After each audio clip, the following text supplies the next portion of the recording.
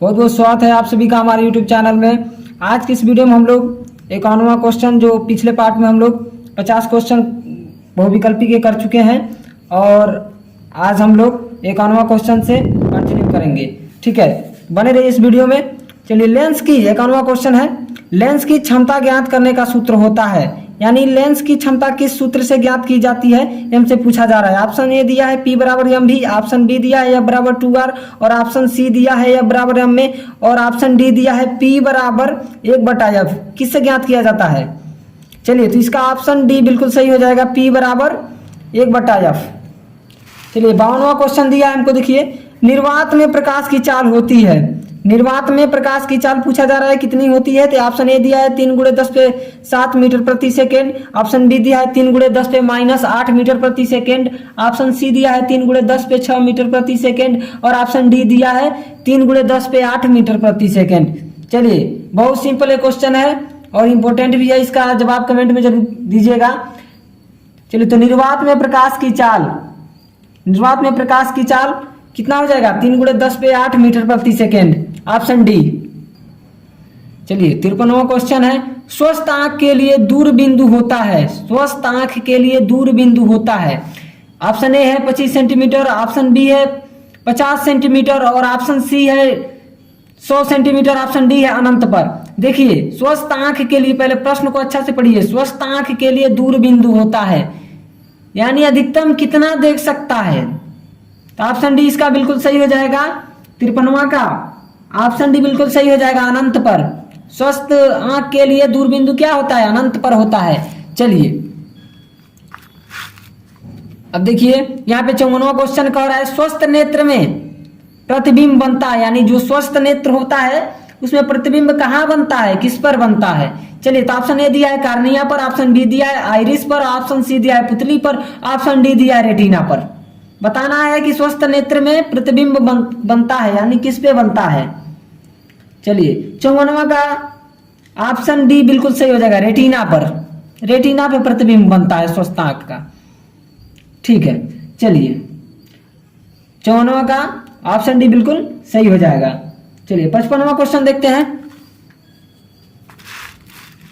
55 जो क्वेश्चन कह रहा है, स्पष्ट दृष्टि की न्यूनतम दूरी होती है, यानी कोई स्पष्ट देखना चाहता है और उसकी न्यूनतम दूरी क्या होगी, कितने कम दूरी में वह स्पष्ट देख सकता है। स्पष्ट दृष्टि की न्यूनतम दूरी, ठीक है। तो ऑप्शन ए दिया है 25 सेंटीमीटर पर, ऑप्शन बी दिया है 27 सेंटीमीटर पर, और ऑप्शन सी दिया है 15 सेंटीमीटर पर, और ऑप्शन डी दिया है 1 मीटर पर। स्पष्ट दृष्टि की न्यूनतम दूरी, यानी स्पष्ट देखना है आपको, तो कितना न्यूनतम दूरी होना चाहिए कि आप देख लेंगे। उससे ज्यादा हुआ तो धुंधलापन आ जाएगा। ठीक है, तो यही बताना है हम लोग को। तो 55वां का ऑप्शन कौन सा सही होगा, जल्दी कमेंट कीजिए। ऑप्शन ए बिल्कुल सही हो जाएगा। ठीक है, 25 सेंटीमीटर पर स्पष्ट दृष्टि की न्यूनतम दूरी कितनी होती है? 25 सेंटीमीटर पर होती है। चलिए, 56वां क्वेश्चन देखिए। 56 क्वेश्चन कर रहा है, दूरदृष्टि दोष के कारण प्रतिबिंब बनता है। अगर किसी व्यक्ति को मान लीजिए दूरदृष्टि दोष हो गया है, तो प्रतिबिंब कहाँ बनेगा, उसके आंख में प्रतिबिंब कहाँ बनेगा, ये देखिए बताना है। ऑप्शन ए दिया है रेटिना पर, ऑप्शन बी दिया है रेटिना के पीछे, और ऑप्शन सी दिया है रेटिना के आगे, ऑप्शन डी दिया है नेत्र लेंस पर। इसमें बताना है। चलिए, ऑप्शन दीजिए। यहाँ पे ऑप्शन दिया गया है, तो 56वां का हमारा ऑप्शन बी बिल्कुल सही हो जाएगा, रेटिना के पीछे। 56वां बता देना। चलिए, अगला हमारा क्वेश्चन है 57वां, अभिनेत्र लेंस की फोकस दूरी में परिवर्तन किया जाता है। अभिनेत्र लेंस की फोकस दूरी में परिवर्तन किया जाता है, किसके द्वारा किया जाता है? अभिनेत्र लेंस की फोकस दूरी में किसके द्वारा परिवर्तन किया जाता है, यह हमसे पूछा जा रहा है। ऑप्शन ए दिया है पुतली द्वारा, ऑप्शन बी दिया है दृष्टिपटल द्वारा, ऑप्शन सी दिया है पश्चमाभि द्वारा, और ऑप्शन डी दिया है परितारिका द्वारा। चलिए, तो इसका 57वां का हमारा ऑप्शन सी बिल्कुल सही हो जाएगा, पश्चमाभि द्वारा। ठीक है, ऑप्शन सी बिल्कुल सही हो जाएगा 57वां का। चलिए, 58वां क्वेश्चन देखते हैं। प्रकाश का प्रकीर्णन सबसे कम होता है, प्रकाश का प्रकीर्णन सबसे कम होता है किस रंग के लिए कहा जा रहा है, किस रंग के लिए प्रकाश का प्रकीर्णन सबसे कम होता है। जो प्रकीर्णन है वो प्रकाश का सबसे कम किस रंग के लिए होता है? ऑप्शन दिया है ए लाल रंग के लिए ऑप्शन बी दिया है, पीले रंग के लिए ऑप्शन सी दिया है, हरे रंग के लिए और ऑप्शन डी दिया है नीले रंग के लिए। इसमें बताना है कि प्रकाश का प्रकीर्णन सबसे कम किस में होता है, किस रंग के लिए होता है। चलिए तो इसका 58वां का कौन सा ऑप्शन है बिल्कुल सही हो जाएगा, लाल रंग के लिए सबसे कम होता है प्रकाश का प्रकीर्णन। 59 हमारा क्वेश्चन है, प्रिज्म द्वारा विचलन अधिकतम होता है किस रंग का, मतलब बताना है हमको कि प्रिज्म द्वारा। आप पहले क्वेश्चन को अच्छे से पढ़िएगा, उसके बाद से ही ऑप्शन परीक्षा में लगाइएगा कौन सा सही है। पहले एक बार विचार कर लीजिएगा बढ़िया से। प्रिज्म द्वारा विचलन अधिकतम होता है, यानी कि प्रिज्म द्वारा किस रंग का विचलन जो है अधिकतम होता है। ऑप्शन ए दिया है बैगनी रंग का, ऑप्शन बी दिया है हरे रंग का, ऑप्शन सी दिया है पीले रंग का, ऑप्शन डी दिया है लाल रंग का। बताना है प्रिज्म द्वारा विचलन अधिकतम होता है किस रंग के लिए होता है, बताना है। तो 59वां का ये ऑप्शन बिल्कुल सही हो जाएगा, बैगनी रंग का। प्रिज्म द्वारा विचलन बैगनी रंग का अधिकतम होता है। चलिए 60वां क्वेश्चन है, प्रकाश का वेग की माध्यम में सबसे अधिक होता है। जो प्रकाश का वेग की माध्यम में सबसे अधिक होता है, वो यहाँ पे कुछ मिस्टेक हुआ है क्वेश्चन में। प्रकाश का वेग किस माध्यम में, यहाँ पे किस रहेगा, ठीक है। प्रकाश का वेग किस माध्यम में सबसे अधिक होता है, तो ऑप्शन ए दिया है वायु, ऑप्शन बी दिया है जल, ऑप्शन सी दिया है कांच और ऑप्शन डी दिया है निर्वात। बताना है कि प्रकाश का वेग किस माध्यम में सबसे अधिक होता है।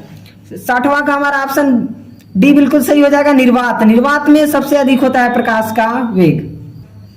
61वां क्वेश्चन है हमारा, चंद्रमा से देखने पर आकाश दिखाई देता है, कैसा दिखाई देता है बताना है। चंद्रमा से देखने पर आकाश कैसा दिखाई देता है, ये भी मोस्ट इंपोर्टेंट क्वेश्चन है। चंद्रमा से देखने पर आकाश दिखाई देता है, कैसा दिखाई देता है। ऑप्शन ए दिया है नीला, ऑप्शन बी दिया है पीला, ऑप्शन सी दिया है लाल और ऑप्शन डी दिया है काला। चलिए तो इसका ऑप्शन हो जाएगा काला, ये डी वाला। चंद्रमा से देखने पर आकाश कैसा दिखाई देता है, काला दिखाई देता है। चलिए 61वां का हमारा ऑप्शन डी सही हो जाएगा। चलिए 62वां क्वेश्चन देखिए। 62वां क्वेश्चन कह रहा है कि कांच का अपवर्तनांक सबसे अधिक होता है किस रंग के लिए, बताना है। कांच का अपवर्तनांक किस रंग के लिए सबसे अधिक होता है। चलिए ऑप्शन ए दिया है लाल रंग के लिए, ऑप्शन बी दिया है पीले रंग के लिए, ऑप्शन सी दिया है नीले रंग के लिए, ऑप्शन डी दिया है बैगनी रंग के लिए। तो कांच का अपवर्तनांक सबसे अधिक किसके लिए होता है। चलिए तो 62वां का हमारा ऑप्शन डी बिल्कुल सही हो जाएगा, बैगनी रंग के लिए, ठीक है। चलिए 62 क्वेश्चन का ऑप्शन डी बिल्कुल सही हो जाएगा। 63वां क्वेश्चन है, विद्युत आवेश का मात्रक होता है। विद्युत आवेश का मात्रक क्या होता है। ऑप्शन ए है जूल, ऑप्शन बी है कूलाम और ऑप्शन सी है वोल्ट और ऑप्शन डी है एम्पियर। कमेंट कीजिए जल्दी, बहुत ही इजी क्वेश्चन है। विद्युत आवेश का मात्रक होता है,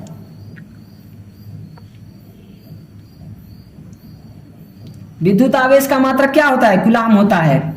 चलिए विद्युत आवेश का मात्रक यानी 63वां का हमारा ऑप्शन बी बिल्कुल सही हो जाएगा। 64वां क्वेश्चन देखिए, विद्युत धारा का एसआई मात्रक है। विद्युत धारा का क्या बताना है, एसआई मात्रक।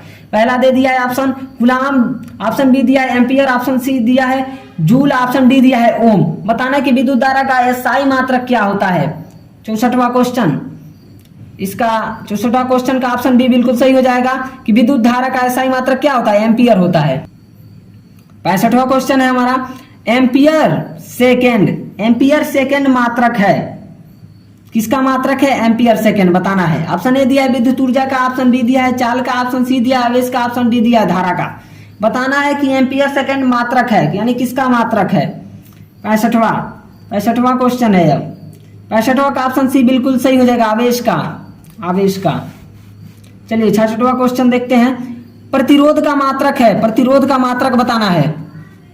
प्रतिरोध का मात्रक क्या होता है बताना है। ऑप्शन ए दिया है ओम, ऑप्शन बी दिया है ओम प्रति मीटर, ऑप्शन सी दिया है ओम मीटर और ऑप्शन डी दिया है मीटर प्रति ओम। चलिए तो 66वां का ऑप्शन ए बिल्कुल सही हो जाएगा, ओम। प्रतिरोध का मात्रक क्या होता है, ओम होता है। 66वां का ऑप्शन ए बिल्कुल सही हो जाएगा। 67वां क्वेश्चन देखिए, एक प्रोटॉन पर विद्युत आवेश की मात्रा होती है। एक प्रोटॉन, ये भी मोस्ट इंपोर्टेंट क्वेश्चन है, मोस्ट इंपोर्टेंट क्वेश्चन है। यहाँ पे देखिए 67वां क्वेश्चन कर रहा है, एक प्रोटॉन पर विद्युत आवेश की मात्रा होती है। ऑप्शन ए दिया है 1.0 गुणे 10 पे -19 कूलाम, और ऑप्शन बी दिया है 6.25 गुणे 10 पे 19 कूलाम, और ऑप्शन सी दिया है 1.6 गुणे 10 पे 19 कूलाम, और ऑप्शन डी दिया है 1.6 गुणे 10 पे -19 कूलाम। इसमें बताना है कि एक प्रोटॉन पर विद्युत आवेश की मात्रा कितनी होती है। तो 67वां का हमारा ऑप्शन डी बिल्कुल सही हो जाएगा। ऑप्शन डी बिल्कुल सही हो जाएगा। कमेंट में आप लोग स्किप करके आंसर देते रहिएगा, इससे कॉन्फिडेंस बनता है, ठीक है। 68वां क्वेश्चन देखते हैं, एक माइक्रो ओम का मान होगा, यानी एक माइक्रो ओम बराबर कितना होता है। एक माइक्रो ओम का मान होगा। ऑप्शन ए दिया है 10 पे -9 ओम, ऑप्शन बी दिया है 10 पे -6 ओम, ऑप्शन सी दिया है 10 पे -3 ओम, ऑप्शन डी दिया है 10 ओम। बताना है कि एक माइक्रो ओम का मान कितना होगा। 68वां का ऑप्शन बी बिल्कुल सही हो जाएगा, 10 पे -6 ओम। 69वां क्वेश्चन जो है, ओम के नियम का सूत्र है। ओम के नियम, ये भी मोस्ट इंपोर्टेंट क्वेश्चन है, मोस्ट इंपोर्टेंट क्वेश्चन है ये भी। ओम के नियम का सूत्र है, ओम के नियम का सूत्र बताना है। ऑप्शन ए दिया है I बराबर VR, और ऑप्शन बी दिया है R बराबर VI, ऑप्शन सी दिया है V बराबर IR, ऑप्शन डी दिया है इसमें से कोई नहीं। 69वां का ऑप्शन सी बिल्कुल सही हो जाएगा, V बराबर IR, V बराबर IR ओम का नियम है यह, ठीक है। ओम का नियम सत्यापन भी परीक्षा में पूछा जाएगा, तैयार कर लीजिएगा, ये भी बहुत मोस्ट इंपोर्टेंट है ये भी। चलिए यहाँ पे 70वां क्वेश्चन है। 70 क्वेश्चन जो है, ताप बढ़ाने पर किसी चालक का वैद्युत प्रतिरोध, ये भी मोस्ट इंपोर्टेंट क्वेश्चन है। ये भी क्या कहा जा रहा है, ताप बढ़ाने पर किसी चालक का वैद्युत प्रतिरोध क्या होता है। ऑप्शन ए दिया है अपरिवर्तित रहता है, ऑप्शन बी दिया है बढ़ता है, ऑप्शन सी दिया है घटता है, और ऑप्शन डी दिया है कभी बढ़ता और कभी घटता है। चलिए तो 70 जो क्वेश्चन है उसका क्या, ऑप्शन बी बिल्कुल सही हो जाएगा, बढ़ता है। जब ताप बढ़ाएंगे तो किसी चालक का वैद्युत प्रतिरोध क्या होगा, बढ़ेगा। चलिए 71वां क्वेश्चन है, किलोवाट घंटा मात्रक है, किसका मात्रक है, किलोवाट घंटा। ऑप्शन ए दिया है विद्युत शक्ति का, ऑप्शन बी दिया है विद्युत धारा का, ऑप्शन सी दिया है विद्युत ऊर्जा का, ऑप्शन डी दिया है विद्युत आवेश का। बताना है कि किलोवाट घंटा किसका मात्रक है। 71वां क्वेश्चन का ऑप्शन सी बिल्कुल सही हो जाएगा, विद्युत ऊर्जा का। विद्युत ऊर्जा का मात्रक क्या हो गया, किलोवाट घंटा। चलिए अब देखिए 72वां क्वेश्चन क्या कह रहा है, 1 किलोवाट में जूल की संख्या होगी, यानी 1 किलोवाट में कितने जूल होंगे, ये बताना है हम लोग को। 1 किलोवाट में कितने जूल होंगे, जूल की संख्या होगी। ऑप्शन ए दिया 3.6 गुणे 10 पे 3, और ऑप्शन बी दिया 3.6 गुणे 10 पे 4, ऑप्शन सी दिया 3.6 गुणे 10 पे 5, ऑप्शन डी दिया 3.6 गुणे 10 पे 6। बताना है कि 1 किलोवाट में जूल की संख्या होगी, यानी कितने जूल की संख्या होगी, यही बताना है हम लोग को। तो 72वां का ऑप्शन डी बिल्कुल सही हो जाएगा, 3.6 गुणे 10 पे 6 माइनस नहीं प्लस, हाँ 3.6 गुणे 10 पे 6। 72वां का ऑप्शन डी बिल्कुल सही हो जाएगा, 3.6 गुणे 10 पे 6।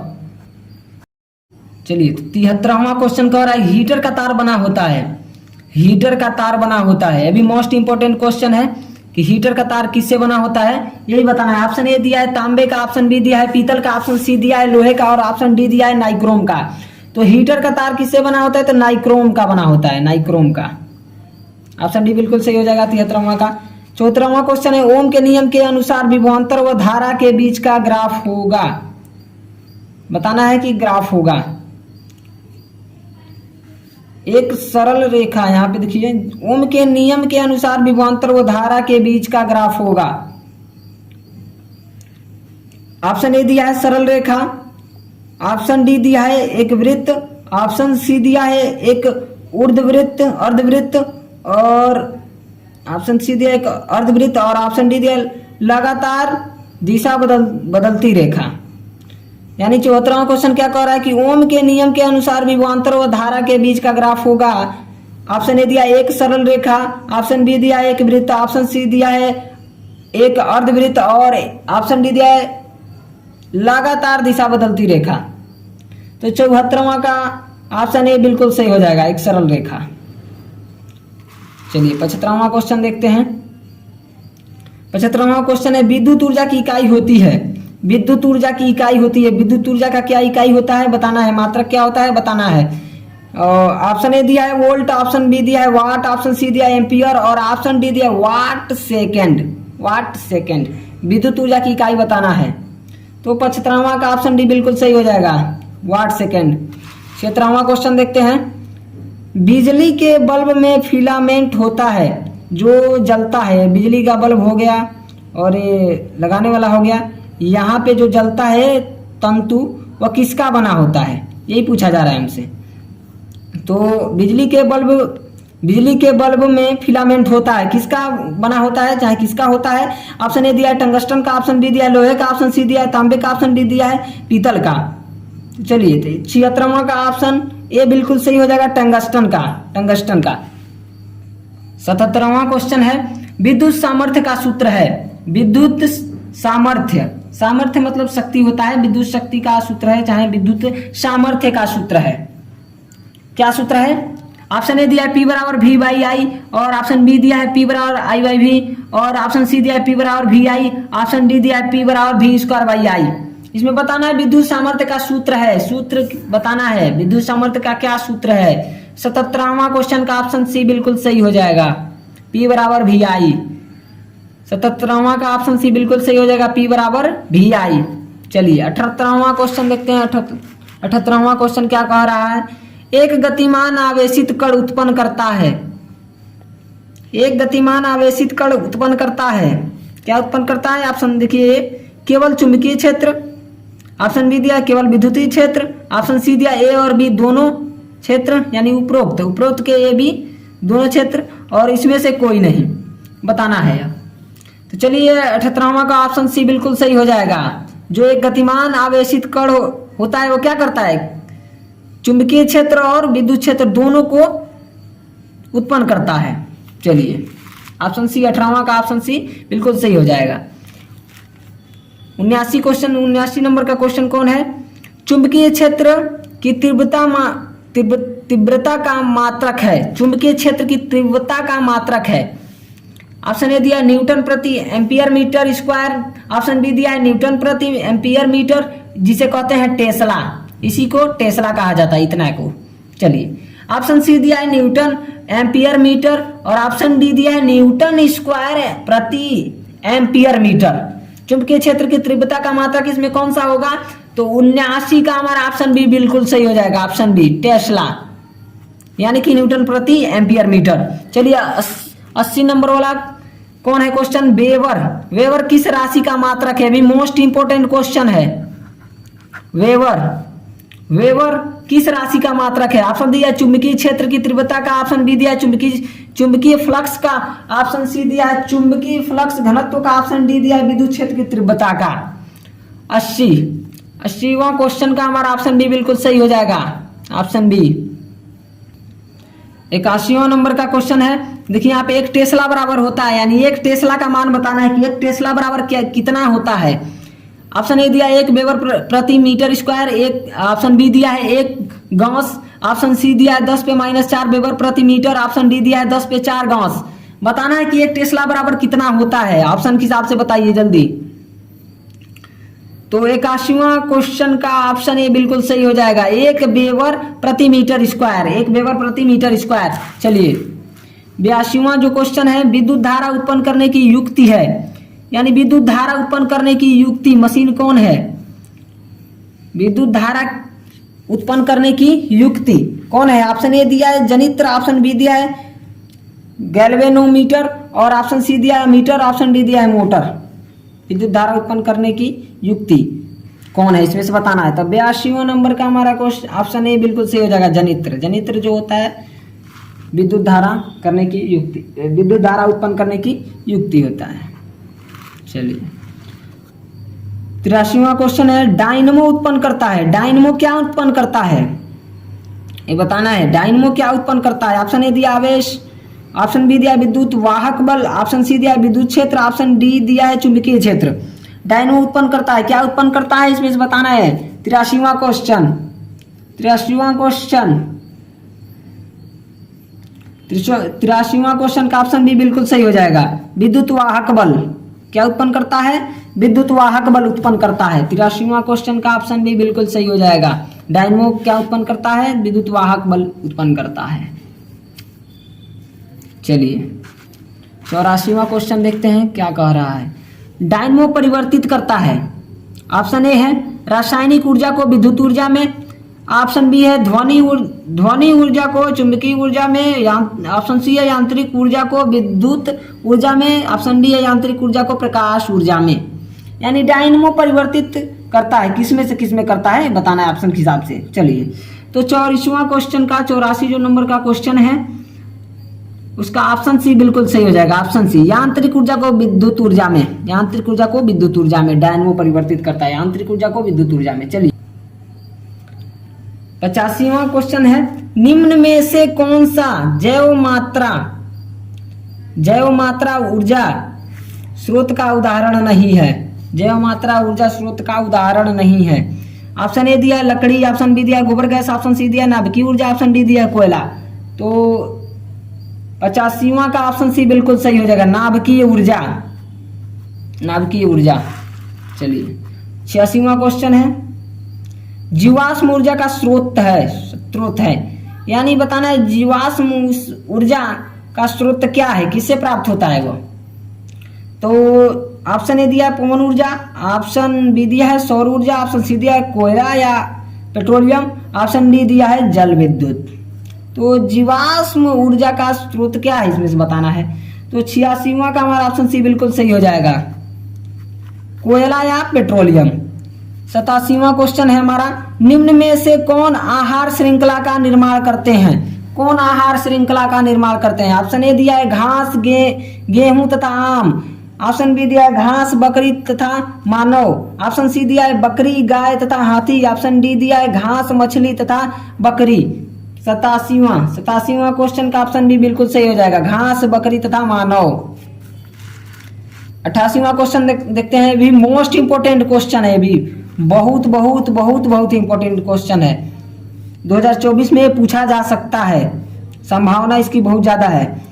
88वां क्वेश्चन है गंगा सफाई योजना कब प्रारंभ हुई थी? गंगा सफाई योजना कब प्रारंभ हुई थी? ऑप्शन ए दिया 1985 ईस्वी में, ऑप्शन बी दिया 1955 ईस्वी में, ऑप्शन सी दिया है 2005 ईस्वी में, इनमें से कोई नहीं, ऑप्शन डी दिया है। चलिए तो जो 88वां का हमारा ऑप्शन ए बिल्कुल सही हो जाएगा, ऑप्शन ए 1950 ईस्वी। 89वां क्वेश्चन कह रहा है कोलीफॉर्म समूह है, यानी कोलीफॉर्म समूह कौन है निम्न में से देखिए, कोलीफॉर्म समूह है। ऑप्शन ए दिया विषाणु का, ऑप्शन बी दिया है जीवाणु का, ऑप्शन सी दिया है प्रोटोजोआ का, ऑप्शन डी दिया इनमें से कोई नहीं। तो कोलीफॉर्म समूह किसका है? तो 89वां का ऑप्शन बी बिल्कुल सही हो जाएगा, जीवाणु का। ऑप्शन बी बिल्कुल सही हो जाएगा, 89वां का ऑप्शन बी जीवाणु का। चलिए अगला क्वेश्चन देखते हैं। आप वीडियो स्किप करके या फिर डायरेक्ट आप कमेंट कीजिए। जो 90वां नंबर का क्वेश्चन है, यहाँ पे देखिए प्रतिरोधों के समांतर संयोजन में समान होता है। प्रतिरोधों के समांतर संयोजन में समान होता है। ऑप्शन ए दिया धारा, ऑप्शन बी दिया विभवांतर, ऑप्शन सी दिया आवेश और ऑप्शन डी दिया इनमें से कोई नहीं। तो प्रतिरोधों के समांतर संयोजन में क्या समांतर होता है यही बताना है हम लोग को। तो 90 वाला जो वो विकल्पी प्रश्न है उसका ऑप्शन बी बिल्कुल सही हो जाएगा, विभवांतर। चलिए